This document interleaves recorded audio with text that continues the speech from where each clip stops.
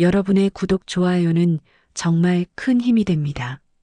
시작하기 전에 구독 꼭 눌러주세요. 바로 시작할게요. 혹시 여러분은 자신이 간병하던 환자가 실제로는 자신의 친아버지였다는 충격적인 사실을 알게 된 이야기를 들어보셨나요? 더욱 소름 끼치는 것은 그 아버지를 독살하려는 음모에 본인이 이용당하고 있었다는 사실입니다. 오늘 들려드릴 이야기는 한 여인이 운명적으로 만난 간병 환자를 통해 발견한 잔혹한 진실에 관한 실화입니다. 강남 부촌의 한 골목길, 50대 중반의 박영희가 초라한 행색으로 거대한 저택 앞에 서 있었습니다. 색이 바랜 재킷과 낡은 가방이 이 고급 주택가와는 전혀 어울리지 않았습니다. 3층짜리 붉은 벽돌 저택은 마치 유럽의 귀족 저택을 연상시킬 정도로 웅장했습니다. 박영희의 가슴은 불안과 기대감으로 뛰고 있었습니다. 며칠 전 고용주로부터 들은 말이 계속 머릿속을 맴돌았습니다. 24시간 간병이지만 급여가 다른 곳보다 2배나 많다는 조건이었습니다. 남편을 잃고 시각장애가 된 아들의 병원비로 빚더미에 앉은 박영희에게는 절대 놓칠 수 없는 기회였습니다. 떨리는 손으로 초인종을 누르자 깔끔한 멜로디가 울려 퍼졌습니다. 잠시 후 현관문이 열리며 30대 후반의 우아한 여성이 나타났습니다. 이 집의 며느리 최유리였습니다. 완벽하게 손질된 헤어스타일과 명품 옷차림, 그리고 계산된 듯한 미소가 인상적이었습니다. 최유리는 박영희를 위아래로 훑어보며 속으로 비웃는 듯한 표정을 지었습니다. 하지만 곧 다시 완벽한 미소를 지으며 박영희를 집 안으로 안내했습니다. 현관을 들어서는 순간 박영희는 숨이 막힐 정도로 놀랐습니다.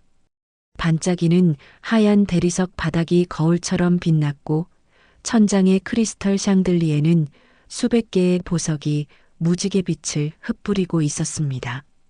벽면을 장식한 유명 화가의 그림들과 고급 조각품들이 이 집안의 엄청난 재력을 보여주고 있었습니다. 최유리는 박영희의 놀란 모습을 보며 우월감에 잠긴 미소를 지었습니다. 이런 천민이 감히 우리 집에 발을 들여놓다니 라는 생각이 그녀의 표정에 살짝 드러났습니다. 2층으로 올라가는 계단 역시 고급 원목과 수입 카펫으로 치장되어 있었습니다. 복도 끝에 커다란 방문을 열자 조용하고 깨끗한 병실 같은 공간이 나타났습니다. 중앙의 큰 침대에는 70대로 보이는 노인이 의식을 잃은 채 누워 있었습니다. 최유리가 차갑게 설명했습니다. 뇌출혈로 쓰러진 지 한 달째이며 의식이 없는 상태라고 했습니다. 하지만 박영희는 최유리의 말을 제대로 듣지 못했습니다. 침대 위에 노인을 본 순간 박영희의 온몸이 얼어붙었기 때문입니다. 심장이 미친 듯이 뛰기 시작했고 손끝이 차갑게 식어갔습니다. 숨이 막혀오며 현기증이 일어났습니다. 그 얼굴이었습니다. 30년 전 자신을 두고 홀연히 사라진 아버지의 얼굴이었습니다.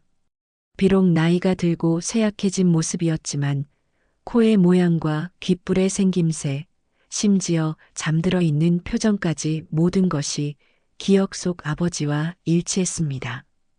박영희는 간신히 정신을 차리려고 애썼습니다. 아니야, 그럴 리 없어. 단지 닮았을 뿐이야. 하지만 가슴 깊숙한 곳에서 올라오는 강한 직감을 무시할 수 없었습니다. 최유리가 박영희의 창백한 얼굴을 보며 걱정하는 척 물었지만 그녀의 눈빛에는 짜증이 섞여 있었습니다. 첫날부터 이상한 반응을 보이는 간병인이 못마땅했던 것입니다.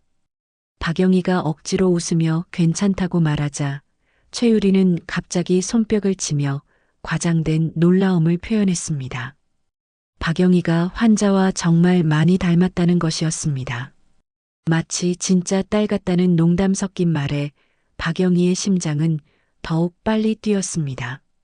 최유리는 간병 방법을 설명하기 시작했습니다. 수액과 비위관을 통한 영양 공급, 2시간마다 체위 변경을 통한 욕창 방지 등 기본적인 내용들이었습니다. 하지만 가장 중요하다며 강조한 것은 특별한 영양 수액이었습니다. 12시간마다 반드시 교체해야 한다고 여러 번 당부했습니다. 박영희는 전문 간병인답게 차분히 대답했지만 마음속으로는 여전히 노인의 얼굴에서 눈을 떼지 못했습니다. 더 자세히 관찰하고 싶었지만 최유리의 시선 때문에 그럴 수 없었습니다. 1층에서 차를 마시며 잠깐 쉬는 동안 60대의 가정부 김순덕이 나타났습니다. 20년간 이 집에서 일해온 김순덕은 말수가 적고 표정이 굳어 있었습니다. 박영희를 보는 그녀의 시선에는 묘한 경계심과 함께 뭔가 안쓰러워하는 기색이 섞여 있었습니다. 저녁 무렵 회사에서 돌아온 45세의 박태호는 성공한 사업가다운 품격을 보여주었습니다. 아버지가 쓰러진 후 회사를 운영하며 집안의 실질적인 가장 역할을 하고 있었습니다. 박태호 역시 박영희가 환자와 닮았다며 놀라워했습니다. 부부는 박영희를 따뜻하게 대해주는 듯 했지만 최유리의 눈빛에는 계속해서 차가운 무언가가 감돌고 있었습니다. 특히 박영희가 환자와 닮았다는 이야기가 나올 때마다 최유리의 표정이 미묘하게 변하는 것을 박영희는 놓치지 않았습니다. 그날 밤 본격적인 간병이 시작되었습니다. 박영희는 환자의 혈압과 맥박, 체온을 체크하며 상태를 확인했습니다. 하지만 자꾸만 마음이 딴 곳으로 향했습니다. 이 사람이 정말 자신의 아버지일까? 시간이 흘러 체위 변경을 위해 환자에게 가까이 다가간 박영희는 더욱 자세히 그의 얼굴을 관찰할 수 있었습니다. 코의 모양, 귀의 생김새, 심지어 숨쉬는 모습까지 모든 것이 기억 속 아버지와 겹쳐 보였습니다. 참을 수 없었습니다. 확인해야만 했습니다. 박영희는 떨리는 손으로 환자의 바지를 조심스럽게 내렸습니다. 어린 시절 화재 사고 때 아버지가 자신을 구하려다 입은 왼쪽 다리의 화상 흉터를 확인하려는 것이었습니다. 천천히 드러나는 왼쪽 다리에 박영희의 시선이 고정되었습니다. 그리고 잠시 후 박영희의 눈이 커졌습니다. 있었습니다. 기억 속 그대로의 화상 흉터가 선명하게 남아 있었습니다. 박영희의 눈에서 뜨거운 눈물이 쏟아져 내렸습니다. 목소리가 떨렸습니다. 가슴 깊은 곳에서 울음이 터져 나왔습니다. 30년 만에 다시 만난 아버지였습니다. 바로 그때였습니다. 방문이 열리며 최유리가 놀란 얼굴로 들어왔습니다. 박영희는 환자의 바지를 내린 채로 눈물을 흘리며 굳어 있었습니다. 최유리의 눈은 커져 있었고 표정이 낮과 달리 차갑게 변해 있었습니다. 박영희의 머릿속이 하얘졌습니다. 이걸 어떻게 설명해야 할지 막막했습니다. 목소리는 모기 소리만큼 작았습니다. 최유리는 팔짱을 끼고 한 발짝 더 가까이 다가왔습니다. 그녀의 목소리에는 분노와 의심이 섞여 있었습니다. 최유리의 날카로운 목소리에 복도에서 급한 발소리가 들렸습니다. 박태우가 잠옷바람으로 헐레벌떡 뛰어들어왔습니다. 머리는 잠에서 막 깬 듯 헝클어져 있었고 얼굴에는 놀란 기색이 역력했습니다. 방 안의 상황을 본 박태우는 멈칫했습니다. 뒤이어 가정부 김순덕도 조용히 방으로 들어왔습니다. 평소와 달리 표정이 굳어 있었고 박영희를 바라보는 시선이 복잡해 보였습니다. 방 안의 분위기는 순식간에 무거워졌습니다. 세 사람의 시선이 모두 박영희에게 집중되었고 박영희는 도망칠 곳을 찾을 수 없었습니다. 박영희는 급히 회장의 바지를 올려드리고 벌떡 일어났습니다. 다리에 힘이 없어서 비틀거렸지만 간신히 균형을 잡았습니다. 이제 더 이상 숨길 수 없다는 각오가 서 있었습니다. 박영희는 깊게 숨을 들이마시고 용기를 냈습니다. 어릴 때 아버지가 자신을 두고 떠났다고 말했습니다. 그런데 처음 회장을 봤을 때부터 아버지 같다는 생각이 들었다고 털어놓았습니다. 그리고 아버지가 어릴 적에 자신을 불 속에서 구해주시려다가 다리에 큰 화상을 입었다며 그 흉터를 확인해 보려고 바지를 내렸다고 설명했습니다. 박영희는 말을 잇지 못하고 고개를 떨궜습니다. 화상 흉터와 얼굴이 정말 자신의 아버지 같다고 조심스럽게 말했습니다. 방 안이 다시 조용해졌습니다. 그렇게 몇 분간의 침묵이 흘렀습니다. 박태우가 긴 침묵을 깨고 먼저 입을 열었습니다. 예상과 달리 부드러운 목소리였습니다. 그동안 정말 많이 힘들었겠다며 이해한다는 말을 했습니다. 박태우의 말에 박영희의 눈에서 다시 뜨거운 눈물이 쏟아져 내렸습니다. 박태우는 차근차근 말을 이어갔습니다. 정말 많이 닮았다며 자신들도 처음 봤을 때 놀랐을 정도라고 했습니다. 하지만 자신들 입장에서도 한쪽 주장만 믿을 수는 없다며 양해를 구했습니다. 박영희는 고개를 끄덕였습니다. 당연한 말이었습니다. 박태우는 안심하라는 눈빛으로 말을 이어갔습니다. DNA 검사라는 확실한 방법이 있다고 제안했습니다. 박태우의 제안에 박영희의 고개가 번쩍 들렸습니다. DNA 검사를 하고 그 결과가 정말 맞다면 자신들도 마음의 준비를 하고 박영희를 가족으로 받아들이겠다고 약속했습니다. 박영희의 얼굴에 희망의 빛이 스쳤습니다. 박태우는 자신의 회사와 연계된 병원이 있다며 그곳에서 비밀을 보장하면서 빠르게 검사할 수 있다고 설명했습니다. 박영희는 머리카락 정도만 빌려주면 된다는 말에 가슴이 뛰기 시작했습니다. 박태우가 따뜻한 미소를 지으며 말했습니다. 만약 결과가 기대한 것과 달라도 걱정하지 말라고 했습니다. 이미 이 집에 와주신 이상 가족이나 마찬가지라는 따뜻한 말을 건넸습니다. 그때 최유리도 한 발짝 박영희에게 다가왔습니다. 아까의 차가운 표정은 사라지고 따뜻한 미소가 되돌아와 있었습니다. 아까 소리 지른 것을 사과하며 너무 놀라서 그랬다고 했습니다. 최유리가 박영희의 손을 잡으며 자신도 박영희가 가족이 됐으면 좋겠다는 말을 했습니다. 박영희는 눈물이 계속 흘러서 말을 제대로 할 수 없었습니다. 정말 감사하다는 말밖에는 할 수 없었습니다. 다음 날부터 박영희의 마음가짐은 완전히 달라졌습니다. 회장을 돌보는 태도가 180도 바뀌었습니다. 더 이상 간병인과 환자의 관계가 아니었습니다. 아버지와 딸의 관계였습니다. 박영희는 회장의 손을 조심스럽게 잡고 속삭였습니다. 그동안 잘 지내셨냐며 드디어 아버지를 만났는데 왜 이런 모습을 하고 계시냐며 안타까워했습니다. 자신이 열심히 간호해서 꼭 빨리 깨워드리겠다고 다짐했습니다. 박영희는 DNA 검사 결과가 나오는 동안 최선을 다해 간병했습니다. 평소보다 더욱 세심하게 체온을 체크하고 더욱 자주 체위를 변경해 드렸습니다. 회장의 손을 마사지해 드리고 귀에 대고 조용히 이야기를 들려드리기도 했습니다. 그리고 이틀 후 박태우가 심각한 표정으로 박영희를 불렀습니다.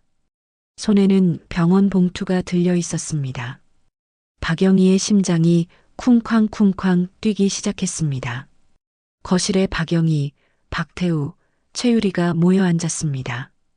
김순덕도 멀리서 상황을 지켜보고 있었습니다. 박태우가 천천히 봉투를 뜯었습니다. 결과지를 꺼내어 보니 얼굴 표정이 어두워졌습니다. 박태우의 목소리가 무겁고 조심스러웠습니다. 정말 안타깝지만 친부 관계가 아니라고 나왔다는 충격적인 결과였습니다. 그 순간 박영희의 세상이 무너져 내렸습니다. 귀에서 웅거리는 소리가 들렸고 눈앞이 캄캄해졌습니다. 박영희의 목소리는 떨렸습니다. 화상 흉터도 똑같고 얼굴도 그렇게 닮았는데 어떻게 그럴 수 있냐며 믿을 수 없어 했습니다. 하지만 박태호는 과학적으로는 친부 관계가 아니라고 나왔다며 정말 죄송하지만 이 결과를 믿을 수밖에 없다고 말했습니다. 박태호가 결과지를 박영희에게 보여주었습니다. 하지만 박영희의 눈에는 그 글자들이 흐릿하게 보였습니다. 눈물로 범벅이 되어서 아무것도 제대로 볼 수 없었습니다. 박영희는 고개를 흔들며 현실을 부정하려 했습니다. 지난 이틀 동안 느꼈던 행복이 모두 거짓이었다는 사실을 받아들일 수 없었습니다. 자신이 정말 바보였다며 자책했습니다. 박영희의 목소리가 점점 작아졌습니다. 절망감이 밀물처럼 밀려왔습니다. 고개를 푹 숙이고 흐느끼기 시작했습니다. 50년을 살면서 이렇게 창피하고 절망적인 순간은 처음이었습니다.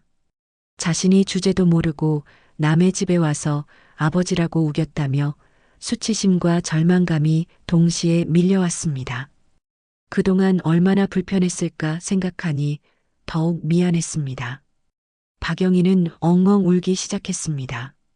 몸이 부르르 떨렸고 숨쉬기조차 힘들었습니다.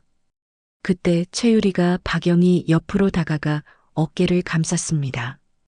그만 울라며 정말 괜찮다고 위로했습니다.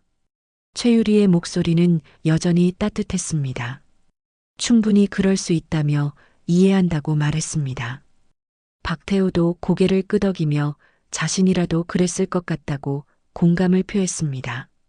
최유리가 박영희의 손을 꽉 잡으며 결과가 어떻게 나와도 이제 가족이라고 다시 한번 확인시켜 주었습니다. 부부의 따뜻한 위로에 박영희는 더욱 미안해졌습니다. 정말 감사하다는 말을 간신히 했습니다. 아버님을 잘 부탁한다는 박태호의 말에 그게 자신이 해줄 일이라며 이제 그만 울고 힘내라는 최유리의 위로를 받았습니다. 그날 밤 박영희는 혼자 회장을 돌보며 복잡한 마음을 정리했습니다. DNA 검사 결과에 크게 실망했지만 이 집 가족들의 따뜻한 배려에 감동했습니다. 어떻게든 이 배려에 보답하고 싶었습니다. 최선을 다해 간병하자고 다짐했습니다. 그래서 회장이 빠르게 의식을 되찾을 수 있도록 하자고 마음먹었습니다.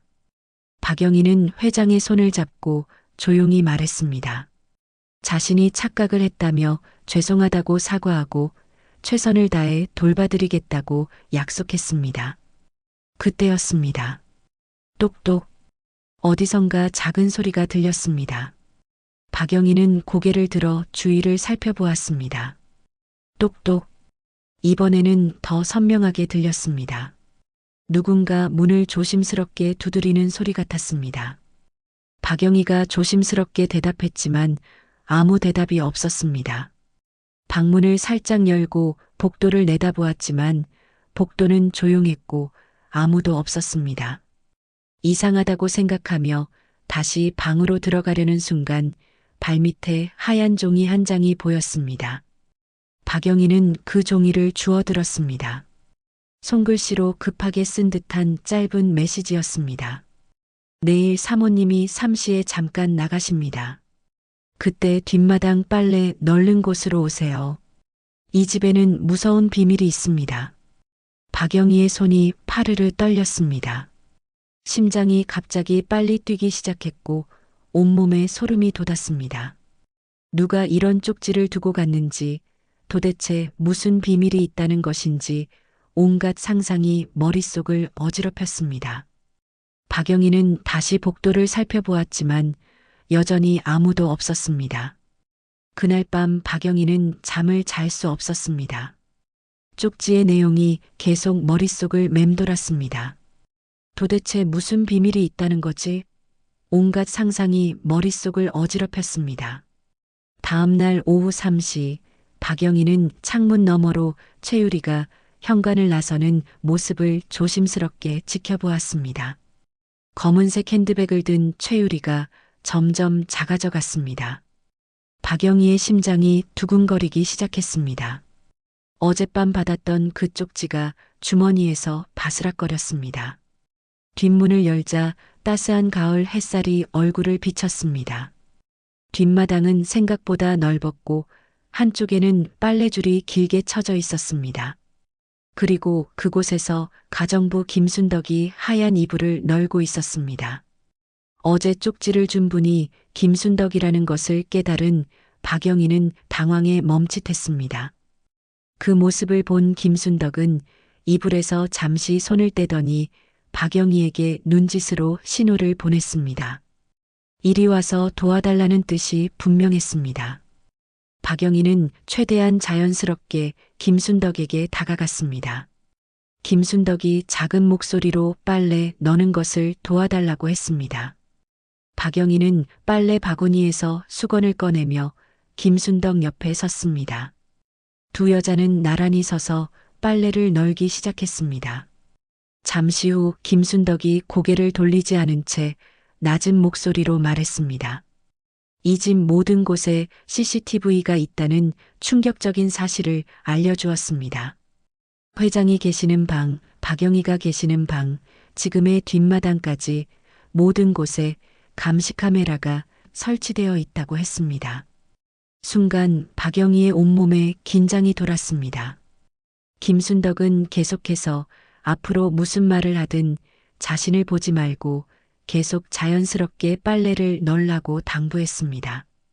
절대 길게 대화하는 것처럼 보이면 안 된다며 고개도 끄덕이지 말라고 경고했습니다. 김순덕의 목소리는 침착했지만 긴장감이 느껴졌습니다. 박영희는 손으로 빨래를 정리하며 최대한 자연스럽게 행동하려 했습니다. 김순덕이 침대볼을 털면서 더욱 조심스럽게 말을 이어갔습니다. 그리고 김순덕이 입에서 나온 말은 박영희를 완전히 얼어붙게 만들었습니다. 박영희가 회장에게 주는 수액 안에 독이 들어있다는 것이었습니다. 박영희의 손이 완전히 멈췄습니다. 심장이 쿵하고 떨어지는 듯한 충격이었습니다.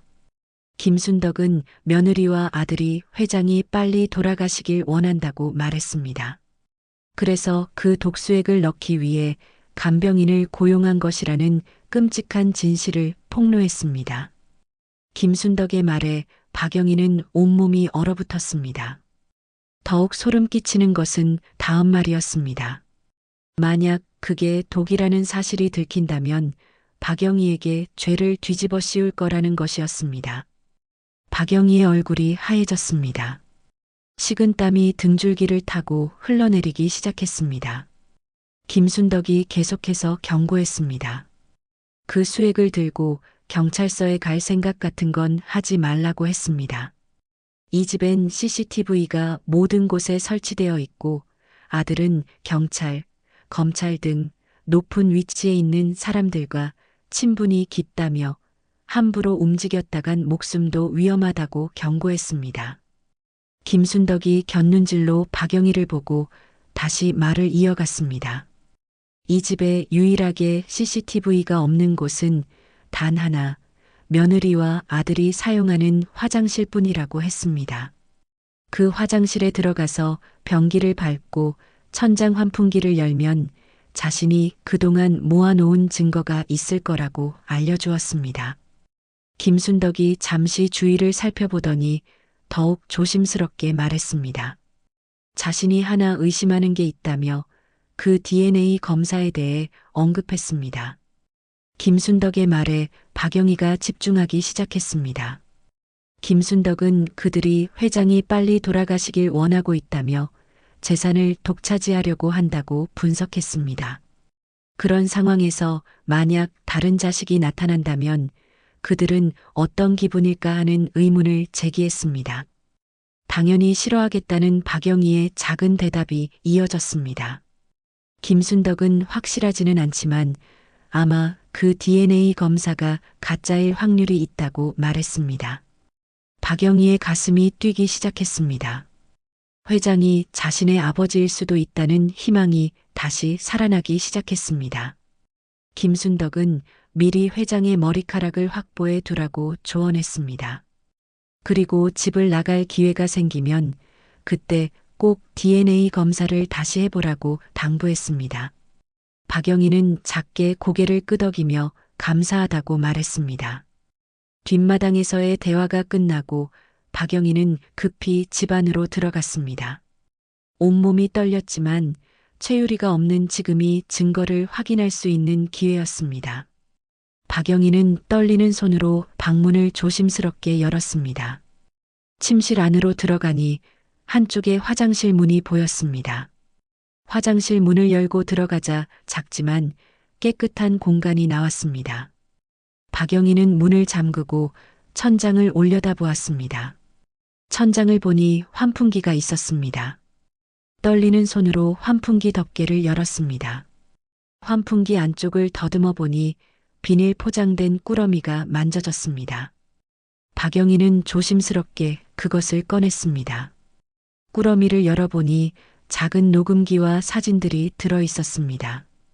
박영희는 떨리는 손으로 녹음기를 켰습니다. 최유리의 목소리가 선명하게 들렸습니다.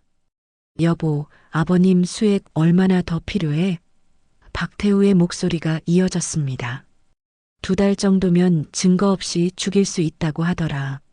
조금만 더 기다려. 박영희의 온몸이 얼어붙었습니다. 이어서 옆에 있는 사진을 봤습니다.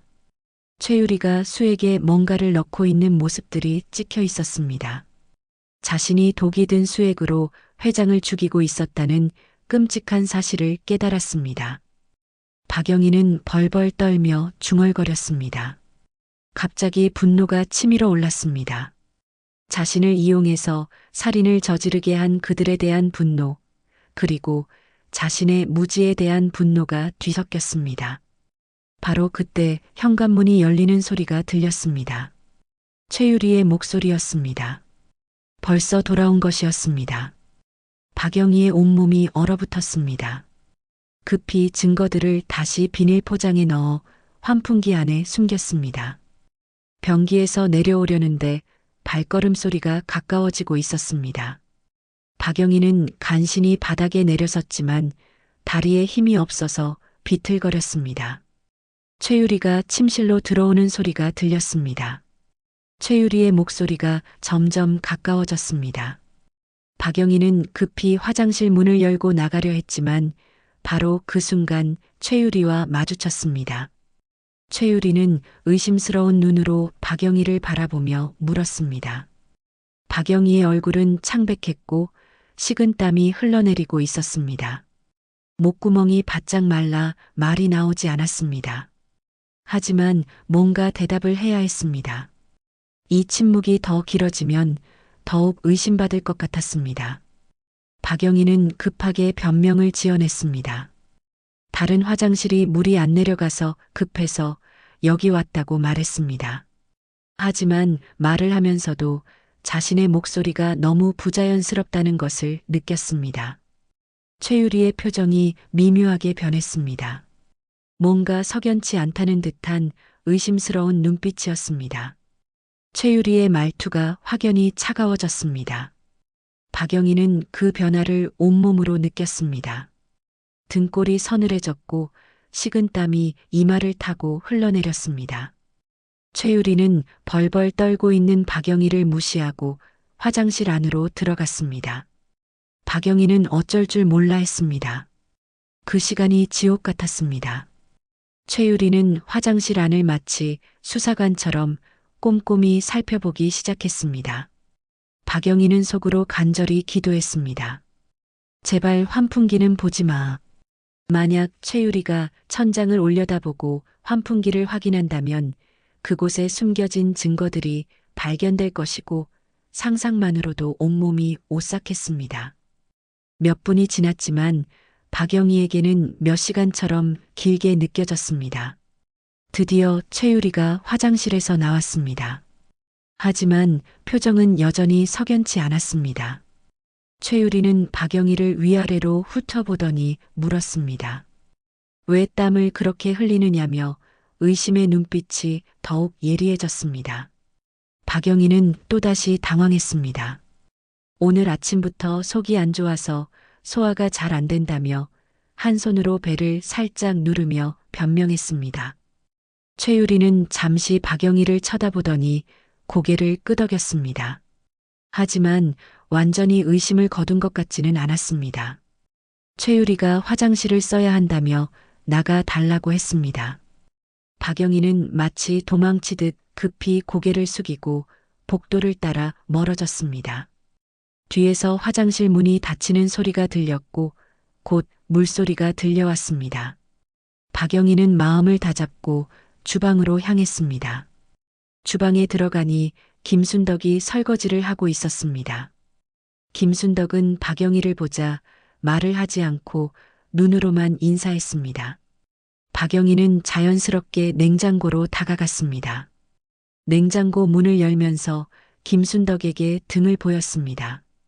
증거는 봤다며 근데 며느리와 마주쳤다고 조심스럽게 말했습니다.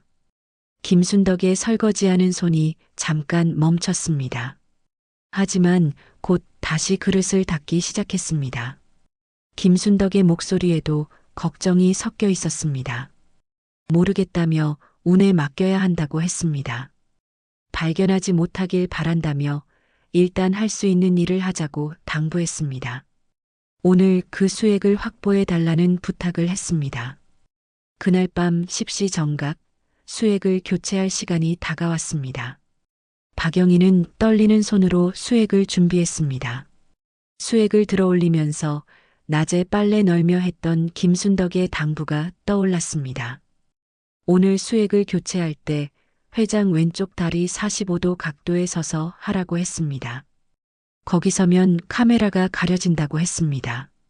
그때 독수액 대신 일반 수액으로 바꾸고 독수액은 침대 밑으로 밀어달라고 당부했습니다. 자신이 나중에 청소할 때 회수하겠다고 약속했습니다. 박영희는 평소와 같이 수액을 들고 자연스럽게 회장에게 다가갔습니다. 하지만 속으로는 심장이 미친 듯이 뛰고 있었습니다. 침대 옆에 다가간 박영희는 자연스럽게 위치를 조정했습니다.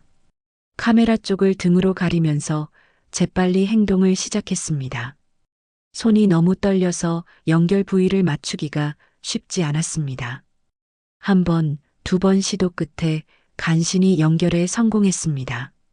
박영희는 수액백을 바닥에 내려놓고 발로 살짝 밀었습니다. 수액백이 침대 밑 깊숙한 곳으로 굴러 들어갔습니다. 그리고 박영희는 회장의 얼굴을 살펴보는 척하며 머리카락을 몇 가닥 뽑았습니다.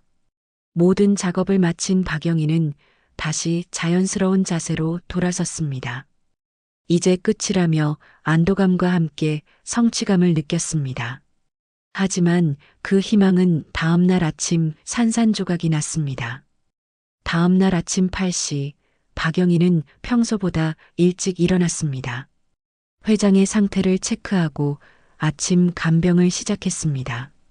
잠시 후 박태우가 심각한 표정으로 박영희를 불렀습니다. 박태우의 목소리가 평소와 완전히 달랐습니다. 박영희는 박태우를 따라 거실로 내려갔습니다. 거실에는 최유리도 함께 있었습니다. 박태우가 소파를 가리키며 앉으라고 했습니다. 박영희는 조심스럽게 앉았고 박태우와 최유리는 그 앞에 서서 박영희를 내려다보았습니다. 분위기가 심상치 않았습니다. 박태우의 첫마디는 충격적이었습니다. 간병이를 그만해 달라는 것이었습니다. 박영희가 당황해서 갑자기 왜냐고 물었지만 박태우는 단호한 표정이었습니다. 박태우는 아내한테 들었다며 어제 화장실을 사용했다고 말했습니다. 박태우의 목소리에는 차가운 분노가 섞여 있었습니다.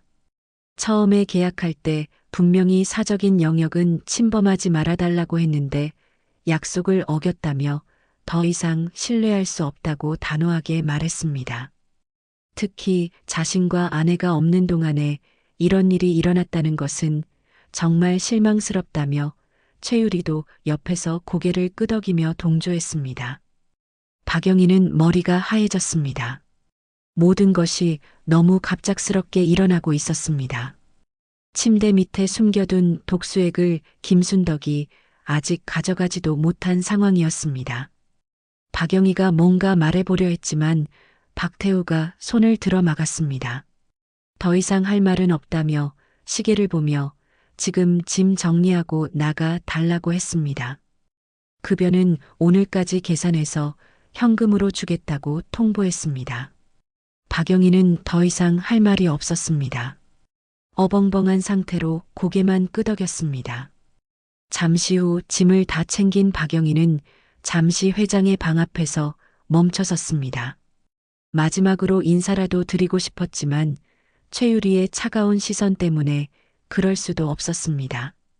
박영희는 가방을 들고 1층으로 내려왔습니다. 박영희가 현관문을 향해 걸어갈 때 주방에서 가정부 김순덕이 나왔습니다. 김순덕은 박영희를 보며 안쓰러운 표정을 지었지만 아무 말도 할 수 없었습니다. 두 여자는 눈빛으로만 작별 인사를 나누었습니다. 박영희는 작은 목소리로 인사하고 현관문을 열었습니다. 문이 닫히는 소리와 함께 박영희의 마지막 희망도 사라지는 것 같았습니다. 몇 걸음 걷다가 박영희는 버스 정류장 벤치에 주저앉았습니다. 다리에 힘이 빠져서 더 이상 서 있을 수가 없었습니다.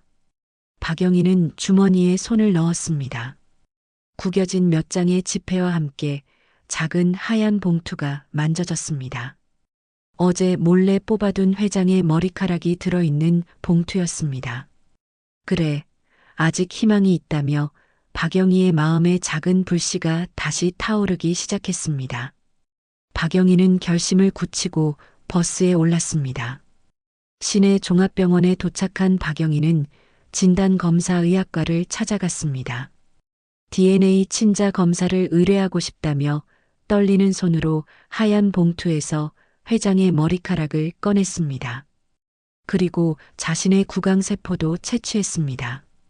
최대한 빠르게 결과를 부탁한다며 접수증을 받아들고 병원을 나섰습니다. 병원에서 나온 박영희는 시외 버스터미널로 향했습니다. 이제 갈 곳은 한 곳뿐이었습니다. 아들 민준이가 있는 아주버님 댁이었습니다. 버스 안에서 박영희는 창밖을 바라보며 자신의 아픈 삶을 되돌아봤습니다. 남편 상준이 세상을 떠난 후 박영희는 아들 민준이와 단둘이 남겨졌습니다. 그런데 얼마 지나지 않아 민준이마저 교통사고를 당했습니다. 다행히 생명에는 지장이 없었지만 시력을 잃었습니다. 서울대 경영학과를 졸업하고 대기업에 취직해서 밝은 미래를 꿈꾸던 아들이 하루아침에 시각장애인이 된 것입니다. 각막 이식 수술을 하면 나아진다고 했지만 각막 기증자를 찾기가 하늘의 별 따기였습니다. 수술비까지 민준이 병원비로만 나가는 비용이 매달 200만 원이었습니다. 박영희 혼자서 감당하기에는 너무 벅찼습니다. 결국 박영희는 집을 팔고 보험금을 모두 쏟아부었습니다. 그리고 평소 박영희를 잘 챙겨주던 아주버님 댁에서 민준이와 함께 지내게 됐습니다. 버스가 시골 마을에 도착했을 때는 해가 질 무렵이었습니다. 박영희는 무거운 발걸음으로 익숙한 골목길을 걸었습니다. 아주버님 댁은 작은 단층 집이었습니다. 낡았지만 정성스럽게 관리된 집이었습니다. 박영희가 대문을 열고 들어서자 집안에서 발걸음 소리가 들렸습니다. 민준이의 목소리가 들려왔습니다. 28살의 민준이는 키가 크고 잘생긴 청년이었습니다. 하지만 조심스럽게 손을 앞으로 내미며 걷는 모습을 보니 박영희의 가슴이 미어졌습니다. 민준이가 어머니를 안으며 갑자기 왜 왔느냐고 물었습니다. 박영희는 아들의 품에서 그동안 참았던 눈물을 터뜨렸습니다. 그때 집안에서 아주버님과 형님이 나왔습니다. 55세의 이상호 아주버님은 근처 공장에서 일하는 성실한 사람이었습니다. 키는 크지 않았지만 든든한 체격이었고 항상 따뜻한 미소를 지었습니다. 53세의 김미경 형님은 동네 식당에서 주방일을 하며 가게를 도왔습니다. 말은 많지 않았지만 마음씨가 따뜻한 사람이었습니다. 상우가 박영희의 가방을 받아들며 들어오라고 했습니다. 거실에 앉은 박영희는 한동안 말을 잇지 못했습니다. 미경이 걱정스러운 목소리로 무슨 일인지 물었습니다. 얼굴이 안 좋아 보인다며 걱정했습니다. 박영희는 깊게 숨을 들이마시고 입을 열었습니다. 간병일에서 잘렸다고 말했습니다. 박영희의 목소리가 떨렸습니다. 아들 앞에서 이런 말을 해야 한다는 것이 너무 괴로웠습니다. 민준이는 잠시 놀란 표정을 지었지만 곧 어머니에게 다가와 손을 잡았습니다. 괜찮다며 걱정하지 말라고 위로했습니다. 다 잘 될 거라며 오히려 어머니를 안심시켰습니다. 박영희는 민준이의 손을 꽉 잡고 눈물을 흘렸습니다. 못난 엄마 때문에 제대로 된 치료도 못 받고 있다며 미안해했습니다. 꼭 열심히 일해서 다시 돈 벌어오겠다고 다짐했습니다. 민준이는 어머니보다 오히려 더 침착했습니다. 너무 무리하지 말라며 자신은 괜찮다고 했습니다. 지금도 충분히 행복하다며 큰아버지, 큰어머니가 이렇게 잘 돌봐주고 있지 않느냐고 말했습니다. 상우가 박영희의 어깨에 손을 올리며 말했습니다. 괜찮다며 박영희가 다시 일어설 때까지 민준이도 박영희도 자신들이 끝까지 책임지겠다고 약속했습니다. 걱정하지 말라며 미경도 다가와 말했습니다. 무리하지 말고 천천히 하라며 도와주겠다고 했습니다. 가족이라는 따뜻한 말을 건넸습니다. 박영희의 눈에 눈물이 쏟아지기 시작했습니다. 감사하다며 꼭 나중에 다 갚겠다고 말했습니다. 상우가 웃으며 감사할 게 뭐 있느냐며 남이냐고 반문했습니다. 그러니까 그만 울라고 위로했습니다. 그날 밤 박영희는 작은 방에서 잠자리에 들었습니다. 하지만 잠이 오지 않았습니다. 곧 DNA 검사 결과가 나올 것이었습니다. 그 결과에 따라 자신의 인생이 완전히 달라질 수도 있었습니다. 다음 날 오후 3시 박영희는 소파에 앉아 텔레비전을 보고 있었습니다. 그때 전화가 울렸습니다. 대한종합병원 진단검사의학과에서 온 전화였습니다. DNA 검사 결과가 나왔다며 병원에 와달라고 했습니다. 진단검사의학과에 도착한 박영희는 접수 창구에서 자신의 이름을 말했습니다. DNA 검사 결과를 받으러 왔다고 했습니다. 직원이 컴퓨터를 확인하더니 봉투 하나를 꺼냈습니다. 박영희는 떨리는 손으로 봉투를 받았습니다. 봉투를 뜯는 것조차 쉽지 않았습니다. 드디어 결과지를 꺼냈습니다. 복잡한 숫자들과 용어들이 적혀 있었지만 가장 중요한 부분은 굵은 글씨로 써 있었습니다. 침부 확률 99.9%. 박영희의 눈이 커졌습니다. 결과지를 다시 또 한 번 확인했습니다. 박영희는 그 자리에서 무릎이 꺾일 뻔했습니다. 직원이 걱정스럽게 괜찮은지 물었습니다. 박영희는 괜찮다고 대답하며 결과지를 가슴에 꽉 안고 병원을 나섰습니다. 밖으로 나오자 가을바람이 차갑게 불었습니다.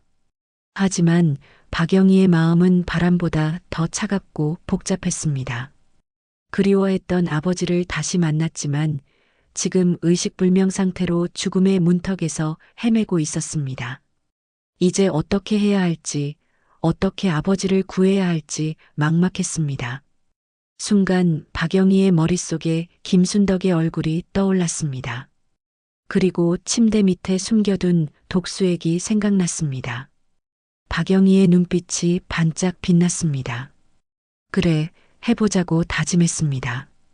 해가 완전히 지고 가로등이 하나둘 켜지기 시작하는 저녁 8시, 박영희는 터덜터덜 걸어서 익숙한 저택 앞에 도착했습니다. 박영희의 눈빛은 그 어느 때보다 비장했습니다. 박영희는 깊게 숨을 들이마시고 초인종을 눌렀습니다. 초인종 소리가 고요한 저택에 울려 퍼졌습니다. 잠시 후 현관문이 조심스럽게 열렸습니다. 문을 연 가정부 김순덕은 말을 잇지 못했습니다. 김순덕의 목소리는 믿을 수 없다는 듯이 떨렸습니다. 박영희가 지금 당장 박태우와 최유리를 보고 싶다고 말했습니다. 집에 있는지 물어봤습니다. 김순덕은 잠시 말을 잇지 못했습니다. 하지만 박영희가 꼭 만나야 할 일이 있다고 단호하게 말하자 김순덕은 잠시 망설이다가 뒤를 돌아보았습니다. 거실에서 저녁 식사하는 소리가 들렸습니다. 김순덕이 문을 활짝 열어주며 걱정스럽게 속삭였습니다. 무슨 일인지는 묻지 않겠지만 조심하라고 당부했습니다. 박영희는 작게 미소 지으며 고개를 끄덕였습니다. 박영희가 현관을 들어서자 익숙한 대리석 바닥과 화려한 샹들리에가 눈에 들어왔습니다. 모든 것이 며칠 전과 똑같았지만 이제 박영희에게는 모든 것이 가증스럽게만 보였습니다. 거실에서는 박태우와 최유리가 저녁 식사 중이었습니다. 두 사람 모두 박영희의 존재를 전혀 눈치채지 못하고 있었습니다. 박태우가 불평하며 말하다가 거실 입구에 있는 박영희를 보았습니다. 젓가락을 든 손이 공중에서 멈췄습니다. 밥알 몇 개가 바닥에 떨어졌습니다. 최유리도 박태우의 시선을 따라 돌아보더니 숟가락을 떨어뜨렸습니다. 박태우가 믿을 수 없다는 표정으로 천천히 일어서며 무슨 일로 다시 왔는지 물었습니다. 최유리도 당황해서 급히 일어났습니다. 박영희는 대답하지 않고 거실 안으로 들어가 소파에 자연스럽게 앉았습니다. 마치 이 집의 주인인 것처럼 당당한 모습이었습니다. 박영희가 차분하게 회장은 어떠냐고 물었습니다. 바로 그때 2층에서 발걸음 소리가 들렸습니다. 누군가 급한 듯이 계단을 내려오고 있었습니다. 계단을 내려온 사람은 새로운 간병인이었습니다. 수액이 떨어져서 교체해야 한다고 말했습니다. 박영희가 새 간병인에게 정중하게 인사했습니다. 전에 여기서 일했던 간병인이라고 소개했습니다. 간병인은 어리둥절한 표정으로 박영희를 바라보았습니다. 하지만 거실의 분위기가 심상치 않다는 것을 본능적으로 느꼈습니다. 박영희가 간병인에게 앉으라고 말했습니다. 간병인은 망설이다가 소파 한쪽에 조심스럽게 앉았습니다. 박영희는 주머니에서 구겨진 종이를 꺼냈습니다. DNA 검사 결과지였습니다. 박태우와 최유리의 눈빛이 순간 변했습니다. 박영희의 첫마디는 충격적이었습니다. DNA 결과를 조작했지 않느냐고 직격탄을 날렸습니다. 거실의 공기가 순간 얼어붙었습니다. 새로운 간병인은 무슨 말인지 몰라 당황했고 가정부 김순덕은 표정이 굳어진 채 상황을 지켜보았습니다. 박영희가 자신이 다시 병원에 맡긴 결과 회장이 자신의 아버지로 밝혀졌다고 폭탄 선언을 했습니다. 잠시의 침묵이 흘렀습니다. 그때 최유리의 표정이 서서히 변하기 시작했습니다. 그동안의 친근하고 따뜻한 며느리의 모습이 조금씩 사라져가고 있었습니다. 박태우도 마찬가지였습니다. 당황했던 표정이 점점 차가워지고 있었습니다. 박태우의 목소리가 갑자기 변했습니다. 존댓말에서 반말로 그리고 완전히 다른 톤으로 바뀌었습니다. 박태우는 박영희가 이 집안의 가족이 될 수 없다고 단언했습니다. 천박한 사람이 어디 이 집에 들어와서 딸 행세하려고 하느냐며 욕설을 퍼부었습니다. DNA 결과 조작을 인정하며 그거 일도 아니라고 비웃었습니다. 박태우는 박영희에게 점점 가까이 다가오더니 소름 끼치는 눈을 하고 작게 속삭였습니다. 사람 하나 죽이는 것도 일도 아니라며 협박했습니다. 새로운 간병인이 벌벌 떨기 시작했습니다. 가정부 김순덕은 드디어 왔다는 듯한 표정으로 상황을 지켜보았습니다. 하지만 박영희는 박태우의 협박에도 전혀 동요하지 않았습니다. 오히려 더욱 침착하게 말을 이어갔습니다. 자신이 이 DNA 결과 하나 가지고 여기 찾아왔다고 생각하느냐며 반격했습니다. 그들이 아버지를 죽이려고 했다고 폭로했습니다. 박영희가 새로운 간병인을 바라보며 물었습니다. 당신에게도 12시간마다 수액 교체하라고 했는지 확인했습니다. 간병인이 놀란 눈으로 박영희를 바라보며 그렇다고 대답했습니다. 박영희가 충격적인 사실을 폭로했습니다. 그 수액 안에 독이 들어있다고 말했습니다. 회장을 죽이는 독이라고 설명했습니다. 간병인이 더욱 벌벌 떨기 시작했습니다. 최유리가 발끈하며 소리쳤습니다. 대체 무슨 소리를 하는 거냐며 미쳤냐고 욕설을 퍼부었습니다. 박영희가 단호하게 말했습니다. 미쳤다고? 아니, 너희들이 미친 거라고 반박했습니다. 자신에게는 증거도 있다고 확신에 찬 목소리로 말했습니다. 박영희가 그날 왜 화장실에 들어갔는지 이유를 밝혔습니다. 박태우와 최유리의 얼굴이 더욱 굳어졌습니다. 거기 천장 안에 그들이 아버지를 죽이려고 한다는 증거를 모아뒀다고 폭로했습니다. 최유리가 거짓말이라고 소리쳤습니다. 박태우가 급히 김순덕을 보며 소리쳤습니다. 지금 당장 가서 확인하라고 명령했습니다. 김순덕이 마지못해 화장실로 갔습니다. 거실에는 무거운 침묵이 흘렀습니다. 몇 분 후 김순덕이 비닐 포장된 꾸러미를 들고 내려왔습니다. 박태우와 최유리가 그 꾸러미를 보자 얼굴이 하얘졌습니다. 박태우가 박영희를 붙잡으며 소리쳤습니다. 지금 이 사실을 누구한테 얘기했는지, 경찰한테 얘기했는지 다그쳤습니다. 박영희는 비웃으며 말했습니다. 아니라고 대답하며 이제 여기서 나가서 말하려고 한다고 했습니다. 죄를 지었으면 죄값을 치러야 한다고 단호하게 말했습니다. 박영희의 말을 들은 박태우는 잠시 멈춰 있더니 갑자기 작게 웃기 시작했습니다. 처음에는 작은 웃음이었지만 점점 커져갔습니다.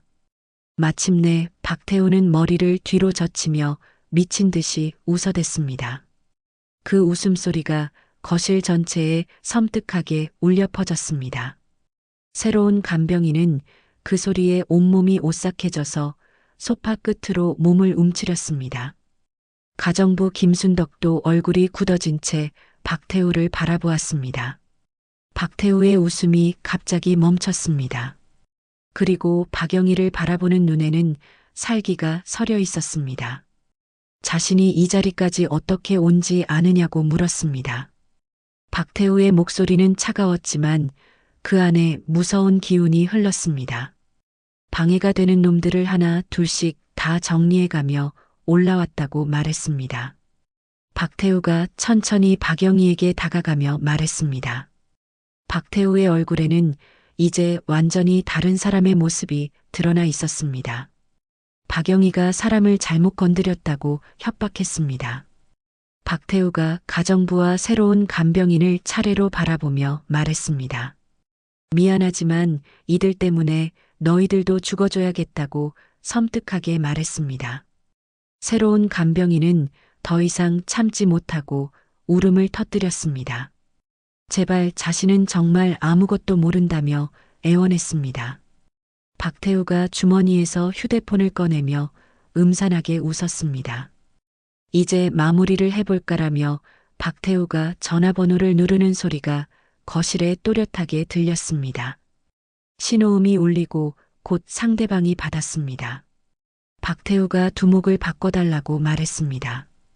잠시 기다리는 동안 박태우는 박영희를 노려보며 입꼬리를 올렸습니다. 전화 너머로 남자의 굵은 목소리가 들렸습니다. 박태우가 사람을 처리해야겠다고 말했습니다. 여자 3명이 지금 자신의 집에 있다며 증거 없이 깔끔하게 처리해 달라고 주문했습니다. 30분 안에 올 수 있는지 확인하며 전화를 끊는 박태우가 만족스러운 표정으로 박영희를 바라보았습니다. 새로운 간병인이 바닥에 무릎을 꿇고 빌기 시작했습니다. 제발 살려달라며 자신은 정말 아무것도 모른다고 애원했습니다. 아이들이 기다리고 있다며 절규했습니다. 간병인의 절규가 거실에 울려 퍼졌지만 박태우는 전혀 신경 쓰지 않았습니다. 가정부 김순덕도 얼굴이 하얗게 되어서 있었습니다. 하지만 박영희는 달랐습니다. 여전히 소파에 똑바로 앉아서 박태우를 바라보고 있었습니다. 두려움 따위는 전혀 보이지 않았습니다. 박태우가 박영희에게 다가가며 말했습니다. 언제까지 그렇게 기고만장할지 보자며 이따가 죽을 때 살려달라고 하지 말라고 협박했습니다. 하지만 박영희는 전혀 굴복하지 않았습니다. 오히려 박태우를 똑바로 바라보며 단호하게 말했습니다. 이 쓰레기 같은 새끼라며 욕설을 퍼부었습니다. 박영희의 목소리에는 흔들림이 전혀 없었습니다. 너 같은 새끼는 이 세상에서 없어져야 한다고 단언했습니다. 박태우의 얼굴이 분노로 일그러졌습니다. 박태우가 박영희에게 달려들어 주먹을 휘둘렀습니다. 박영희가 소파에서 바닥으로 굴러떨어졌습니다. 박태우는 바닥에 쓰러진 박영희를 발로 차기 시작했습니다.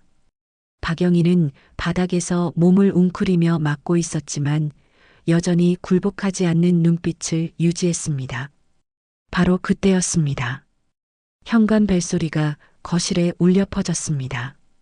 박태우가 폭행을 멈추고 벨소리를 들었습니다.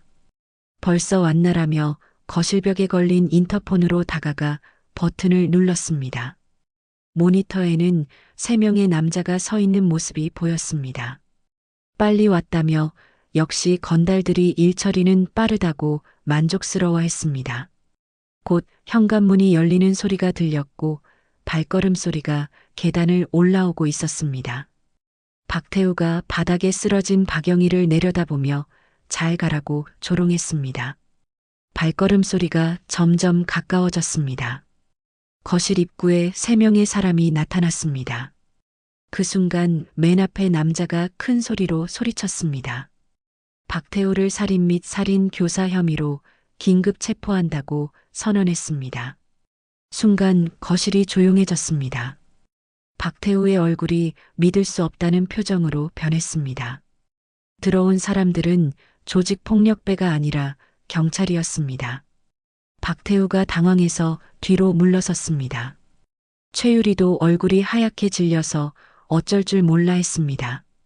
바닥에 쓰러져 있던 박영희가 천천히 일어났습니다. 그리고 주머니에서 휴대폰을 꺼냈습니다. 휴대폰 화면에는 통화 중이라는 표시가 떠 있었고 112번 번호가 찍혀 있었습니다. 박영희가 아픈 배를 부여잡고 미소 지으며 말했습니다. 잘 가라 이 자식아라고 조롱했습니다. 박태우와 최유리는 이제야 모든 것을 깨달았습니다. 자신들이 완전히 함정에 빠진 것을 알았습니다. 수갑이 채워진 박태우가 마지막 발악을 했습니다. 자신이 누군지 아느냐며 여기서 끝날 것 같냐고 소리쳤습니다. 하지만 경찰들은 전혀 흔들리지 않았습니다. 박태우와 최유리가 수갑을 찬 채로 끌려가는 모습을 박영희는 한동안 현관에 서서 멍히 바라보고 있었습니다. 거실로 돌아오니 새로운 간병인이 소파에 앉아 아직도 벌벌 떨고 있었습니다. 끝난 건지 물어보는 새로운 간병인에게 박영희가 지친 목소리로 이제 정말 끝났다고 대답했습니다. 박영희는 새로운 간병인에게 다가가 정중하게 말했습니다. 정말 죄송하다며 오늘 이런 무서운 일에 휘말리게 해서 미안하다고 사과했습니다. 이제 여기서 나가도 된다며 아무 문제 없을 거라고 안심시켰습니다. 간병인은 잠시 망설이다가 일어났습니다. 그럼 회장은 누가 돌보느냐고 물었습니다. 자신이 돌볼 거라며 박영희가 미소를 지으며 대답했습니다. 간병인은 고개를 끄덕이고 자신의 가방을 챙겼습니다. 박영희가 간병인을 현관까지 배웅했습니다. 문이 닫히고 나자 집에는 가정부 김순덕과 박영희만 남게 되었습니다. 두 여자는 잠시 말없이 서로를 바라보았습니다. 박영희가 먼저 입을 열어 김순덕에게 정말 고생했다고 감사를 표했습니다. 김순덕이 고개를 저으며 당연한 일을 했을 뿐이라고 대답했습니다. 박영희는 김순덕이 아니었다면 아버지는 어떻게 되었을지 모른다며 목소리가 떨렸습니다. 김순덕의 눈에도 눈물이 맺혔습니다. 회장이 깨어나서 딸을 만나야 할 텐데라며 그날이 올 거라고 확신했습니다. 박영희는 김순덕의 손을 잡고 진심을 담아 말했습니다. 앞으로 이 집안에서 아버지를 회복시키는데 최선을 다할 거라며 그때까지 도와달라고 부탁했습니다. 김순덕이 고개를 끄덕이며 당연하다고 대답했습니다. 두 여자는 서로를 바라보며 미소 지었습니다. 그럼 이제 아버지께 가볼까라며 박영희가 일어서며 말했습니다. 2층 회장방에 들어가니 회장은 여전히 의식 없이 누워 있었습니다. 박영희는 침대 옆 의자에 앉아 아버지의 손을 잡았습니다. 아버지, 이제 안전해졌어요라며 이제 아무도 아버지를 해치지 못한다고 안심시켰습니다. 회장의 얼굴은 평온해 보였습니다. 그날 이후 박영희는 다시 24시간 간병을 시작했습니다. 김순덕도 박영희를 도와 회장을 정성껏 돌봤습니다. 그러던 어느 날 아침 박영희가 평소처럼 아버지의 상태를 확인하고 있을 때였습니다. 오늘도 좋은 하루라며 박영희가 말하다가 멈췄습니다. 회장의 눈꺼풀이 미세하게 떨리고 있었습니다. 박영희가 더 가까이 다가갔습니다. 그때 회장의 눈이 천천히 열렸습니다. 박영희가 감격해서 소리쳤습니다. 눈에서 뜨거운 눈물이 쏟아져 내렸습니다. 김순덕을 부르는 소리에 김순덕이 급히 달려왔습니다. 회장이 눈을 뜨셨다며 기뻐했습니다. 하지만 회장은 눈만 뜨고 있을 뿐 다른 반응은 보이지 않았습니다. 말도 하지 못했고 몸도 움직이지 못했습니다. 그저 천장을 바라보고 있을 뿐이었습니다. 그래도 박영희에게는 기적 같은 순간이었습니다. 며칠이 더 지나자 회장에게 조금씩 변화가 생기기 시작했습니다. 처음에는 천장만 바라보던 회장이 이제는 고개를 조금씩 돌려서 주변을 둘러보기 시작했습니다. 여기 봐달라며 박영희가 아버지 앞에서 손을 흔들자 회장의 시선이 박영희를 향했습니다. 자신이 보이는지 물어보자 회장의 눈에서 눈물이 흘러내리기 시작했습니다. 회장은 무언가 말하려고 하는 듯 입술을 움직였지만 소리는 나오지 않았습니다. 괜찮다며 천천히 하라고 박영희가 아버지의 손을 꽉 잡으며 말했습니다. 그로부터 또 일주일이 지난 어느 날 회장이 다시 무언가 말하려고 했습니다. 이번에는 입술이 더 분명하게 움직였습니다. 아주 작은 소리였지만 분명히 들렸습니다. 영희야라는 소리였습니다. 박영희는 그 순간 온몸이 떨렸습니다. 자신을 알아보느냐고 눈물을 흘리며 물었습니다. 회장이 천천히 고개를 끄덕였습니다. 아빠가 딸 얼굴을 왜 몰라보겠느냐며 회장의 목소리는 매우 작았지만 박영희에게는 천둥 소리보다 크게 들렸습니다. 박영희가 아버지를 조심스럽게 안았습니다. 아버지와 딸이 포옹하며 눈물을 흘렸습니다. 미안하다며 회장도 눈물을 흘리며 말했습니다. 아니라며 이제 만났으니까 됐다고 박영희는 그동안의 모든 한과 그리움이 눈물과 함께 흘러내리는 것을 느꼈습니다. 김순덕도 멀리서 이 장면을 보며 조용히 눈물을 닦았습니다. 그리고 박영희는 마지막으로 시청자들을 향해 말했습니다. 여러분의 구독과 좋아요는 저에게 큰 힘이 됩니다. 다음 시간에는 더 재미있는 스토리로 찾아올게요. 감사합니다.